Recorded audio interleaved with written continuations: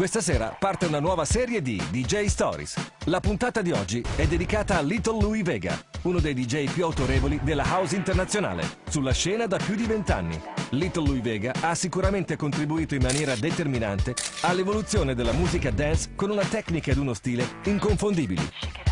Louie Vega ha origini molto umili, nasce in un sobborgo del Bronx da una famiglia di musicisti. Suo zio era il famoso cantante di musica salsa Héctor Lavoe, su cui è stato anche realizzato un film interpretato da Jennifer Lopez, e suo padre suonava il sax. Quindi l'ambiente in cui nasce nel Bronx negli anni 70 è veramente pieno di stimoli musicali.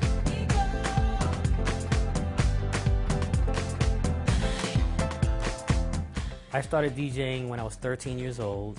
It was 1978. I had a friend of mine who had an older brother, and he had DJ equipment, and he had a lot of break beats. Il breakbeat è nato alla fine degli anni 70 nell'ambito della musica afro e indica una serie di sottogeneri della musica elettronica, di solito caratterizzati dall'uso di una cassa che non sia 4/4 come nella normale musica house. Ritmi del genere si possono ritrovare in tutta la musica d'origine africana, specialmente in quella afroamericana. And I would just make them last longer, 4 8-bar segments or the vamps of the songs, and just mix them and try to make them last longer and make it blend perfectly. And you know, I just practiced on his setup, and then I met another neighbor of mine. This is in the Bronx on Stratford Avenue, where I'm from. And my other neighbor, he used to do a lot of weddings and sweet 16s and high school parties. So I started hanging out with him, and he had a lot of disco music. So I would listen to his disco music, and I started mixing with his equipment. And I used to borrow his turntables and mixer because I had nothing at home, and I was too young, I couldn't afford it.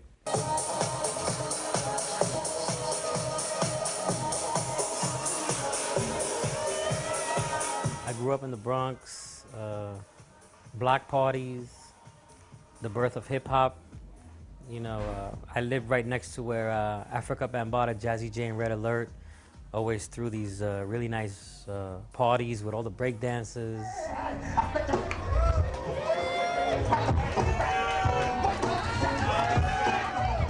The music to me in the 70s had to be the most amazing music ever made in my book. You know, you had disco, R&B, soul, funk, world. I mean, you had all kinds of music and jazz. And in the Bronx, that's what you heard when you walked up the block. In one window, you may have heard jazz. You'll hear Miles Davis. In another window, you'll hear Tito Puente. Ernesto Antonio Puente Jr., in arte Tito Puente, nacque a New York nel 1923, ma le sue origini portoricane diedero una grossa impronta alle sue produzioni musicali. Realizzò più di 400 brani e tra questi si annovera il celebre Oye Como Va,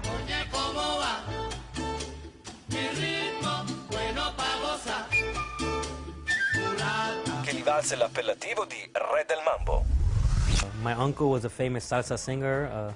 His name was Héctor Lavoe, and he was on Fania Records. So as a child, I used to go to Madison Square Garden with my mother and see my uncle performing, you know, coming down on a rope, you know, to all the people and singing to 17,000 people. My father was a big influence for me too because he plays saxophone. My father's a saxophone player, he plays tenor sax. He studied John Coltrane. He loved Miles Davis. Miles Davis è considerato uno dei più grandi rappresentanti della musica jazz e deve la sua fama non solo alle sue doti di grande trombettista, ma anche alla sua capacità di sapersi rinnovare in ogni momento. Fu fondatore di numerosi stili jazz, tra i quali il cool jazz, l'hard pop, il modal jazz ed il jazz elettrico o jazz rock. Nobody ever took DJing seriously. They didn't think it was a real job. They're like, that's not a real job.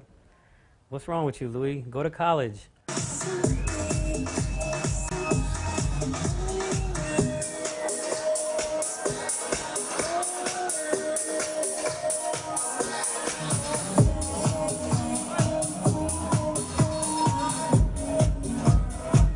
Projects like New Eurekan Soul and Elements of Life, it is inspired by Fania Records and the Fania All-Stars and what my uncle did. And La Fania Records è un'etichetta discografica statunitense che venne fondata alla fine degli anni 70 con lo scopo di promuovere la musica della comunità caraibica di New York e di dare così vita alla Salsa Revolution.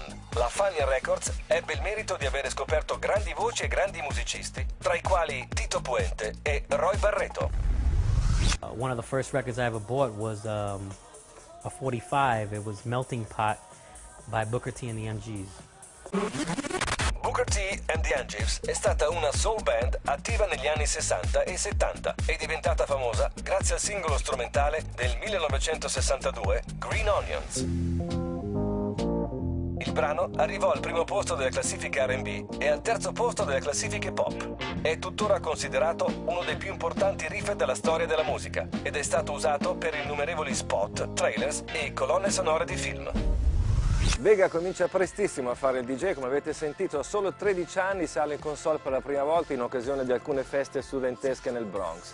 Il suo DJ di riferimento è il mitico DJ Harry Levin, cioè il resident del Paradise Garage, che è un locale di New York che forse è il primo locale che mette al centro dell'attenzione il DJ e che investe molto su un impianto audio di avanguardia. Finally, in 1981, I did my own party at the YMCA. So we took a gym, and a friend of mine and I, his name is John Rivera, and together we did a party. He realized when he heard me play, he was like, wow, you know, you're the DJ. I'm the promoter. So, you know, he said, you DJ. And then I started DJing and developing this crowd of young people that were going to high school. And for some reason, a lot of people always followed me.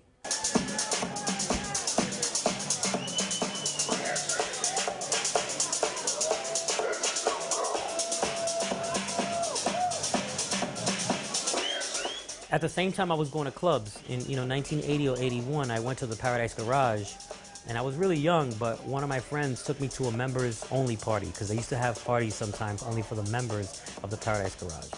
So I went to it, and I was blown away, man. I saw Larry Levan playing music, and to this day I still remember the songs. You know, he played Thousand Finger Man, he mixed it into Street Player, by Chicago, which is a song I still play today, and it's a big classic in Italy as well.